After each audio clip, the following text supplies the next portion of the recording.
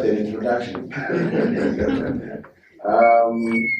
Yeah, so yesterday we heard about how the oil is formed, and then we went on to see what the benefits for the Namibian economy as well as the GDP would be derived from the discoveries. And then we moved on to other industries that can coexist with the discoveries, such as the green hydrogen that my esteemed colleague Kalenga presented. Then today we heard about the midstream and the downstream. So that's a value chain completed. So we now want to see as to how we can diversify, because the speaker yesterday said if we could create a sovereign wealth fund, we can derive some money and inject into our economy and look at opportunities that can improve our economy as well as the GDP. So somebody asked me, is the steel industry one of those? So I said, let me give it a try. So I'm going to talk to these people about whether we can set up a steel industry because of the discoveries that we have. So typically I participate in reviewing the kind of programs that you put up in terms of the development of the discoveries, and I will talk like I'm the supplier of those products myself. So this must be familiar now that we have a life cycle of the petroleum projects, which starts with data acquisition, and then we move to exploration, drilling, and appraisal. Then we set up facilities that will be able to produce for us our products. Then we produce for 20 to 40 years, run our operations safely and benefit. And then we have to look at the other maybe benefication, value addition, which would be setting up your LNG plants, your LPG plants, your storage facilities, your refineries. And then we look into other industries such as ammonia and hydrogen. So this is where we introduce the concept of steel, because steel is a structural product which is able to handle some pressures of volatile fluids like oil and gas. And guess what? Most of the activities that are taking place in Namibia, the products are actually imported from outside. So you see a rig or a vessel or some pipes and all of those, they will be imported, and then you hear there's a logistic base at Wafis by Lodreds. That's where you have the warehouse. But the message I'm saying is these things are imported. The question is, can we Namibianize it and localize it? Is there a business case for such? So let's explore. The first step, which is the exploration, so you may see the vessel there. So that is a seismic acquisition vessel. That vessel is supposed to collect data, so you have equipment, and the vessel itself, of course, is made from steel. Unfortunately, it's not assembled here. It could be from Singapore, it could be from China, or from somewhere. But that is steel. Then moving on, if you've been on a rig, maybe if you go to Kavango and you happen to see Recon Africa drilling, you will see such a tower, which is a structure made of steel members. And of course, all of that is steel. And then how do we drill deeper to 4,000 meters? We use things called drill strings. These are kind of pipes. They are standard, but they are not machined here in Namibia. So you will hear that somebody is placing what they call long lead items. So these are the pipes that need to be ordered from somewhere, not in Namibia. Can we make them in Namibia? I guess we can find that later. Then again, when we drilled, somebody was conscious about the environment and saying, are are we not going to pollute? Let's say onshore, if you're drilling in Karago, they say, are we not going to pollute the people's water? And if you're going to find the oil, is it not going to go into the Karago Delta or something like that?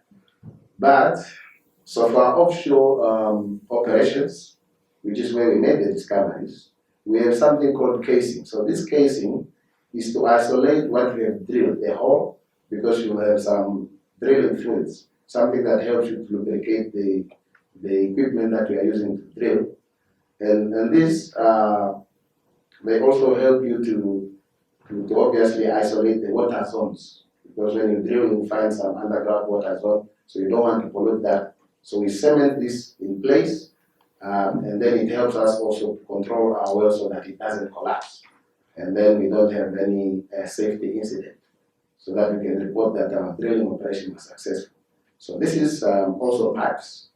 I believe that these are some simple hollow stuff which you can also manufacture in Namibia. Moving further, how do we crush the rocks? We use what we call drill bits. Drill bits, they contain the cutters themselves.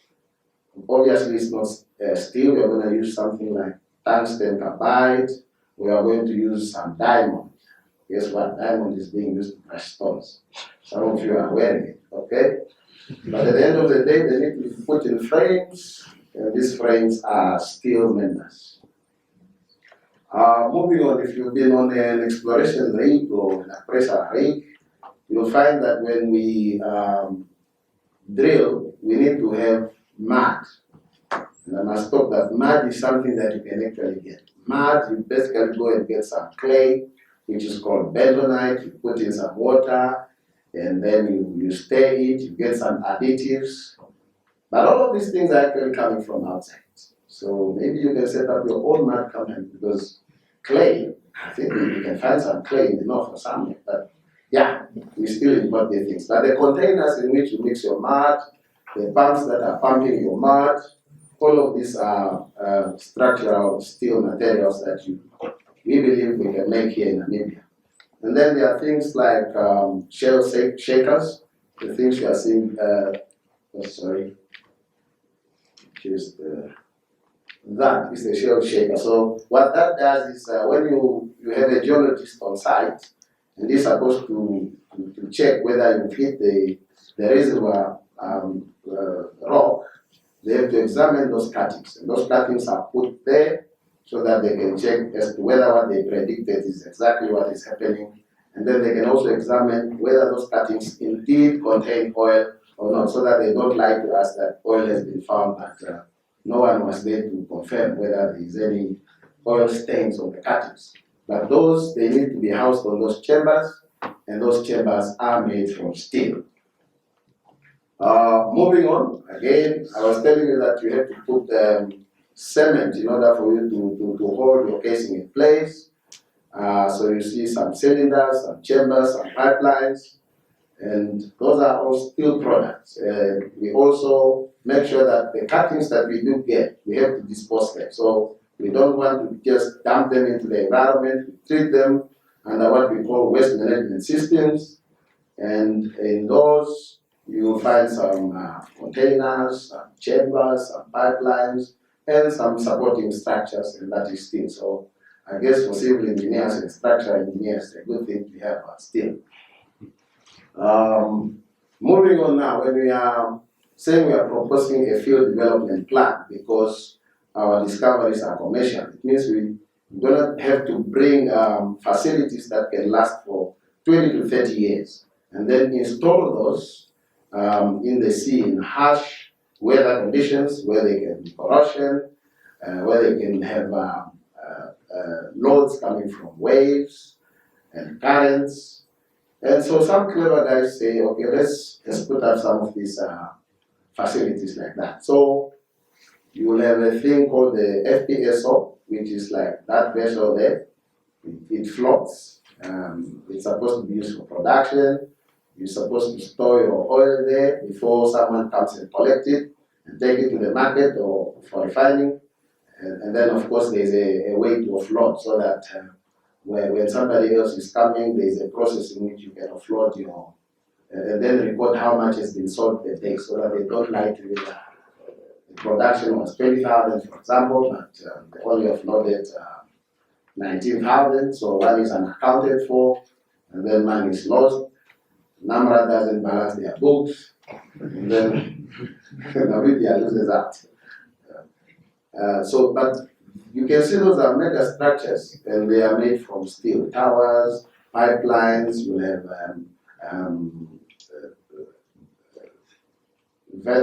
cylinders, pressurized vessels, and so on. Moving on, your typical production facility offshore, obviously you will have some pipes that are bringing your oil from the ground, which you call the production tubing. Once they are at the surface, you need to control the pressure and the temperature, and you have things like wellheads. Then you have a network of horizontal pipelines, because down there at the bottom of the sea, you make them horizontal, and then you have something called a manifold, which is where you gather all the oil that you are producing so that you can take it up. And then we have pipes that take things up, which are called risers. Then they take those at the top there, where it's going to be separated. You want to get your gas out, you want to get your water out, and then you want your sweet stuff, which is the crude oil. Sometimes you can re-inject the gas, or you can also inject the water. So all of those facilities we are talking about there are actually made from predominantly steel.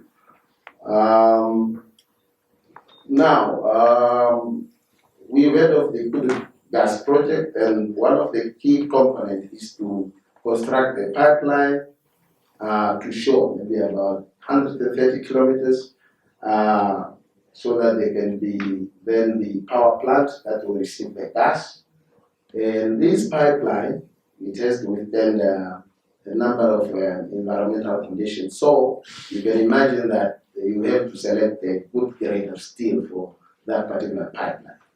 And then for things that cannot be delivered in pipelines, like the crude themselves, they are shuttled into tankers, and these are pressurized cylinders, and it's actually made of steel.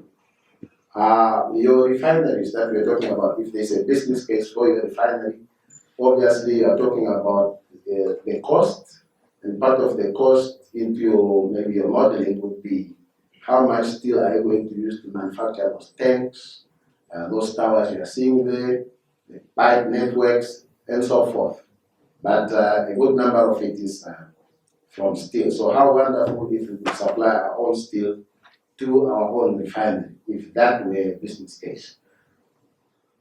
You move on to other things like the LNG plant, and then the LNG tankers. Of course, if you liquefy the natural gas, the easier way to transport it is to make it liquid, and then you ship it to the countries that are in cold climates like Europe. So you put it in those spherical tanks, and then you ship it off, and it's made of steel. Your terminal, so we're talking about importing. I think Noyoma, he said that we learn things at Wafisma. So you see a number of tanks at what they call a tank farm there, the storage facility, and I'm sure that the construction of that probably incorporated the use of steel for the tanks, as well as the pipeline and the associated accessories. Then we move to the spin-off. So if we really don't want to use steel in oil and gas, and we want to transit into what Kalenga is described, which is hydrogen and ammonia, we will still not give up. We will supply you with the steel Kalenga. Again, our sister, construction industry. Many people here are civil engineers. I recognize a number of them in the audience. So if we can then maybe have a main market for the energy sector, which is the oil and gas, and then also have the sideline of the construction, I believe that that's a better mix for you to make a business case, so that in those bad times, when the volatility of the prices hits, we can at least maybe diversify into another market. And maybe we can export to a neighboring country, because someone yesterday talked about regional integration in SADC and Africa in general. I think we can respond to that call. So it's up to us to actually see if we can have a business case for a steel plant. So that brings me to the question then, do we really think, is it reasonable for me to keep dreaming about a steel plant here in Namibia? So one of the things is that we keep talking about Vision 2030 and industrialization. We keep talking about moving away from minerals to processing and manufacturing. So if we can identify a market which the oil and gas and the green hydrogen and others are bringing as opportunities, I think it's a start in the near term, the medium term, for us to see whether we can localize some of these things. Because I do not believe that it's worth it that in the next maybe 4 to 5 years of developing our oil fields, that we still import the casings, we import the drill strings from somewhere else. I think we can get some investment from somewhere and see if we can set up a steel plant. Now, what is required for a steel plant? Steel is, of course, a derivative from the iron ore. I don't know, I'm not into mining, but I'd like to ask, do we really have iron here? Do we mine iron? We do. Okay, so you need to correct me. So I'll speak under correction. I read on Google that there's a small mine that was mining from 2015 to 2021. Then the story ended there, so I couldn't really report it. Yeah. But our neighbors, South Africa and Zimbabwe, they are one of the top miners of iron ore. So this integration we can do and say, perhaps we can establish to use our own African things. So we don't want, because in Africa as well, of course there are other areas like Australia and those big ones, but we want to begin here at home. Then there is the issue of land, of course, that is abundant, but the strategic location. Where do you want to place it? Is it near the market through the rates? Or do you want to use it for export? So you need to look at the proximity to your infrastructure.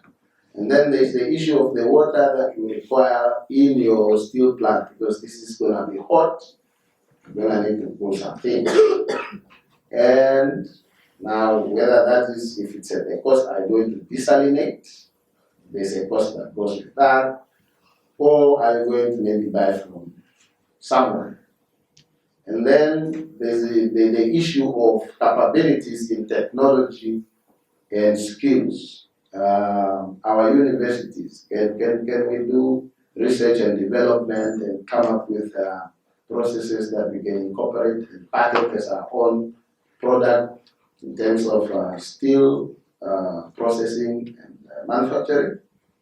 And can we produce the right skills that are going to have practical skills right here where we are? And then you have the issue of electricity. Are we going to have security of supply from green hydrogen as well as from our gas, maybe, for us to be able to power our plants? So you can see there's an added benefit. Now there's a symbiotic relationship between the steel, which is using the power we are generating at the same time from the discovery. I think gas monetization was one of the things, and I believe that there will come a time at which we will be using our own gas to produce electricity alongside the renewables.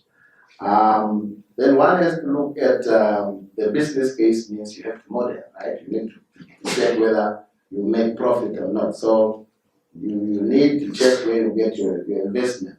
Is it our sovereign wealth fund that's going to fund this? Is it our GIPF that will fund this? Or is it the investors? Those of us, Mr. Knowledge was here, good investor, he knows how to bring investors. So I'm thinking someone here can replicate that going to get investors to be able to set up a steel plant here in Namibia.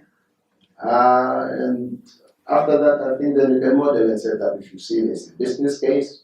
And if there is one, then you can convince. At least you can even go to the Ministry of Industrialization and ask them, what are we industrializing if I can't even build my steel plant here? And then to conclude, what is it? What is in it for the youth? Not for the youth. Okay, so we were fasting. We anticipate, because this is really not an industry that is taken off, so it's a dream. We believe that it will complement those statistics of employment. So this is induced employment as a result of the discoveries. Then we have the market. We can create those employment opportunities. Then for those of you that are good at coming up with business plans, maybe you are connected, you go to Dubai for an expo and bring an investor here, I think this is an opportunity for you to, especially if you are the youth, form a consortium. Bring someone who's good in networking, bring someone who's good in technical, bring someone who's good in modeling, and then you set up your case. And I believe that you should be able to form joint ventures with those big people with experience, with the technology, so that you can be able to get experience from that. Then the other supporting things like iron ore, water purification, and distribution. If you are very close to that steel plant, I believe now if it's in the south, maybe Lodris, you should be able to see what your opportunities are there. And I believe that there is room for the universities and the industry to collaborate in terms of research and development of the steel products and the derivatives.